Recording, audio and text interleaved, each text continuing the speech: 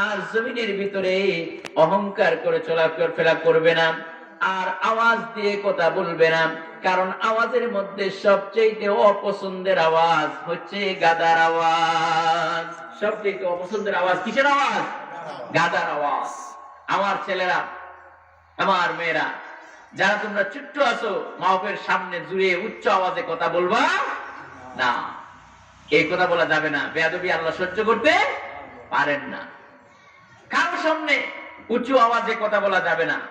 কিন্তু দেখবেন অনেক মানুষ আছে উঁচু আওয়াজে কথা বলে হ্যাং করেনগে, ঠ্যাং করেনগে, লাঠিকে আন্দর মুগুর পড়েনগে, উঁচু গলায় আওয়াজ দিতে গিয়ে হার্ট ফেল করে। ঠিক কিনা? এরকম মানুষ আছে কিনা? জোর করে কথা বলে। এটা হচ্ছে গাদার আওয়াজ। আর গাদার আওয়াজ সবচেয়ে নিকৃষ্ট আওয়াজ, বলে নাউজুবিল্লাহ। এবার আল্লাহ বলছেন অহংকার কিসের? কিসের এত মাতম করি? অহংকার কিসের? আল্লাহ পাক গোটা বিশ্বের সমস্ত জিনকে আর সমস্ত মানুষদেরকে আল্লাহ পাক চ্যালেঞ্জ করতেছেন, অহংকার করবে আমার সাথে, মানুষদের সাথে। শুনো এবার আল্লাহ রাব্বুল আলামিন সূরা আর-রহমানের 33 নম্বর আয়াতের ভিতরে আল্লাহ পাক বলছেন, ইয়া মা'শারাল জিন্নি ওয়াল ইনস ইন ইসতাতা'তুম আন তানফুযু মিন আকতারিস সামাওয়াতি ওয়াল আরদ ফানফুযু লা তানফুযুনা ইল্লা বিসুলতান। বলে আল্লাহু আকবার। আমার আল্লাহ বলছেন, হে পৃথিবীর জিনেরা, হে পৃথিবীর মানুষেরা, যদি সম্ভব হয় আমার এই জমিন থেকে বের হয়ে যা, অন্য কোন জমিন থাকলে সেখানে যা। আপনি বলবেন আমেরিকা আছে, লন্ডন আছে, ইউরোপ আছে, সেখানে না, না, সেটা তো আল্লাহর জমিন। সেটা কার জমিন? আপনি পূর্বে যান, পশ্চিমে যান, ইস্ট ওয়েস্ট সব কার? সবাই বলেন সব কার? আল্লাহ। আল্লাহ পাক বলছেন, হে জিনার মানুষেরা, যদি সম্ভব হয় আমার জমিন থেকে বের হয়ে যান, অন্য কোন জমিন থাকলে সেখানে যা। আমার এই আকাশের নিচের থেকে বের হয়ে যা, অন্য কোন আকাশের নিচ থাকলে সেখানে গিয়ে থাক, সেখানে বাস কর। আল্লাহ পাক বলেন, ফানফুযু লা তানফুযুনা ইল্লা বিসুলতান। সুবহানাল্লাহ। আবার আল্লাহ বলেন, আমি আল্লাহ রাব্বুল আলামিন আকাশ এবং জমিনকে এমন ভাবে প্যাকেট করে দিয়েছি, আমার আকাশের নিচের থেকে জমিনের উপর থেকে বের হয়ে যাওয়ার ক্ষমতা কোনো মানুষের নাই, কোনো প্রাণীর নাই, কোনো জিনের নাই। সুবহানাল্লাহ। সুতরাং অহংকার কিসের? অহংকার কিসের? অহংকার আপনি অহংকার করেন পয়সা, পয়সার অহংকার করেন। আপনার চাইতে বেশি পয়সাওয়ালা পৃথিবীতে আছে কিনা? আবার অনেক পয়সাওয়ালা আছে, এমন রোগ আল্লাহ পাক দিয়ে দেন, পয়সা, test best hospital, London, Europe, America, India, কোন জায়গায় গিয়ে কোনো পয়সায় কোনো কাজ হয় না। তাহলে অহংকার কিসে?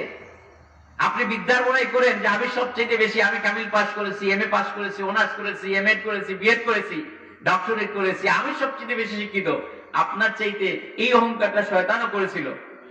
আপনার চাইতে বেশি শিক্ষিত পৃথিবীতে আছে, কিন্তু এই শিক্ষার বড়াই যদি আপনি করেন, তাহলে আল্লাহ পাক এমন ব্রেন টিউমার করে দিবেন, 14 গোষ্ঠী বিক্রি করে আর বিদ্যাটিতে কিছুতে কাম হবে না। তাহলে বিদ্যার বড়াই করা চলবে না। পৃথিবীতে নিউটনের মতো ব্যক্তিরা, তারা বিদ্যার বড়াই করে নাই। শেখ সাদি রহমতুল্লাহ আলাইহি তিনি বলছেন, মালুম সৎ নাহিচ মালুম না সৎ, সারা জীবন সাধনা করিলাম ইহাই কিছুই বুঝিলাম না। এই হচ্ছে বিদ্বান ব্যক্তি। আর আমরা সামান্য 2-3টা বিজ্ঞানের বই আর একটা দর্শনের বই আর একটু কলেজ ইউনিভার্সিটি যেতে পারলেই বলে সব বুঝি। কি বুঝি? বলছে there is no god, unseen is nothing. আল্লাহ বলতে কেউ নাই, আর যা কিছু দেখি দেখি না সেটা বিশ্বাস করি না। এই হচ্ছে তার বিদ্যা। নাউজুবিল্লাহ। তাহলে বিদ্যার বড়াই করা চলবে না। স্বাস্থ্যের বড়াই করেন, মাত্র আধা ঘন্টা 45 মিনিটের ভিতরে একটু পাতলা ডায়রিয়া হয়ে গেলে সলিমউদ্দিনকে আর খুঁজেই পাওয়া যাবে না। ঠিক কিনা? তাহলে কিসের এত বড়াই? আপনার চাইতে বেশি পয়সাওয়ালা ছিল ফেরাউন, নমরুদ, কারুন। তারা শক্তিশালীও ছিল, টাকাওয়ালাও ছিল, কিন্তু শক্তি কাজে লাগছে? আচ্ছা, এই বাংলাদেশেও কত শক্তিশালী মানুষ যাদের আওয়াজে, যাদের হুঙ্কারে মানুষ ভয় পেত, তারাও এখন কোথায় আছে? নাই। তাহলে কিসের এত অহংকার, কিসের এত বড়াই? আমার শক্তি আমার, এই বড়াই করা চলবে না, হিংসা করা চলবে না, বড়াই করা চলবে না। কবি কি সুন্দর করে বলছেন, চোখেরই পলকে তুমি হতে পারো লাশ, চিরতরে বন্ধ হবে তোমারই নিঃশ্বাস।